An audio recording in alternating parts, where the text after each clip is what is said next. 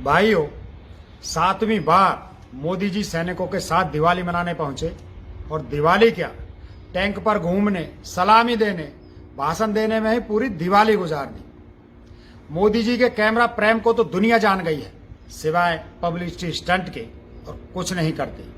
अब आप देखिए, नाम दिया गया कि जवानों के साथ दिवाली मनाने गए हैं। लौंगेवाला पहुंचे, जैसलमेर पहुंचे। यहां तक तो सराहनीय था कि जवानों का मनोबल बढ़ाने की सोच रखी, लेकिन असलियत में सिर्फ पब्लिसिटी स्टंट ही निकलता है। 5 अलग अलग ड्रेस बदली, हर बार नया चश्मा, टैंक में घूमे, इस तरह मजे करके सेना के नाम पर खुद की दिवाली मना रहे हैं। जवान तो एक ही यूनिफॉर्म में रहते हैं, बंदूक कंधों पर और नजर सीमा पर रखते हैं, और मोदी जी कंधों पर बदलने के लिए कपड़े और नजर कैमरे पर रखते हैं। यह नौटंकी जवानों के साथ मजाक है, यह नहीं होना चाहिए। अगर सैनिकों का मनोबल बढ़ाने गए थे तो उनके साथ अकेले समय बिताते, जैसे परिवार का कोई सदस्य बिताता है। साथ में जमीन पर बैठते, जो भोजन सेना को मिलता है वही भोजन साधारण रूम से प्लेट में लेकर खाते, हंसी मजाक करते, परिवार की कमी पूरा करने की कोशिश करते, और बिना दिखावे के करते तो जवानों को, उनके परिवारों को ज्यादा खुशी होती। हर काम सजने संवरने के बाद करना और हर काम कैमरा पर करना क्या संदेश देता है?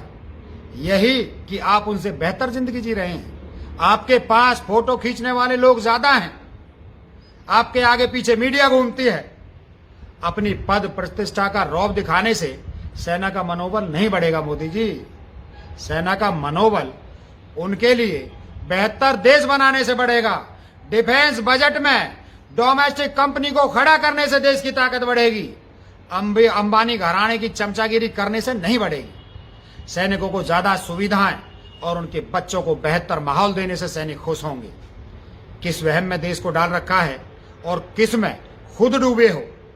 देश में इतिहास की पहली मंदी आई है, उसका समाधान कीजिए। जब तक देश की अर्थव्यवस्था मजबूत नहीं होगी, ना देश मजबूत होगा ना सेना मजबूत होगी।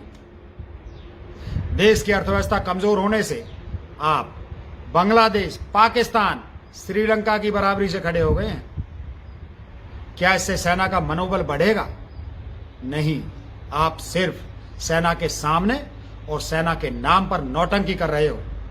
आपको इतनी भी शर्म नहीं है कि जिन जवानों के नाम पर पब्लिसिटी कमा रहे हो, मीडिया कवरेज ले रहे हो, वो ड्रामा सबके सामने खुल गया है। देश की सेना हो या देश का आम आदमी, सबकी पहली जरूरत रोटी है। और जिस तरह आप -27 की स्पीड से देश की बर्बादी कर रहे हो, उससे देश की रीढ़ कमजोर हो गई है। सेना के नाम पर चुनाव जीता और जब जब सवालों से घिरते हो तो सेना का घूंघट ओढ़ के नाचने लगते हो। ये घटिया सड़क छाप नाच बंद करो और प्रधानमंत्री का जो काम है वो काम करो।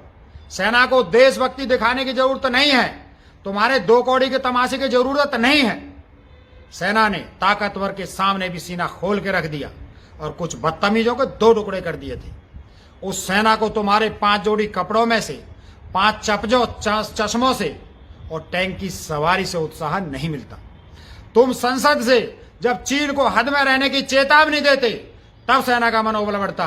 चीन का नाम लेने में डर लग रहा है, चीन का नाम लेने से दस्त लग रहे हैं, और सेना के सामने ड्रामा कर रहे हो। मोदी जी, चीन के सामने पहले आपको खड़ा होने की जरूरत है।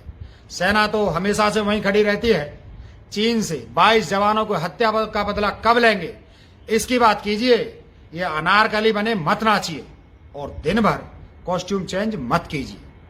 प्रधानमंत्री देश की ताकत बढ़ाए तो नागरिकों की और जवानों की सबकी ताकत बढ़ेगी। ये कैमराबाजी से ऊपर उठिए मोदी जी।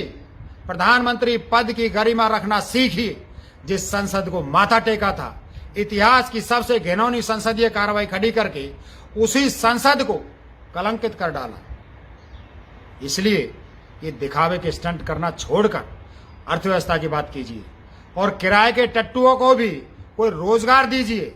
कब तक चप्पल चाटेंगे आपकी? एक दिन तो रोटी मांगेंगे, फिर क्या मोर की तरह 22 दाने खिलाकर फ्री हो जाओगे? भाइयों, मोदी जी कुल मिलाकर खिसक गए हैं। इनके पागलपन की कीमत देश भुगत रहा है। चुनावों में धांधली करके खुद को स्टार बना बैठे हैं। विधायक खरीद कर खुद को लोकप्रिय बता रहे हैं। अरे इसी खरीदी की आदत डाल दी नेताओं में तो किसी दिन चीन भी भारत में सरकार बना लेगा और उसका पूरा श्रेय आपकी घटिया और देशद्रोही राजनीति को जाएगा। खैर, जब वक्त खराब होता है तो ऊंट पर बैठे को भी कुत्ता काट लेता है। वही भारत के साथ हो रहा है। जय हिंद, जय जवान, जय किसान।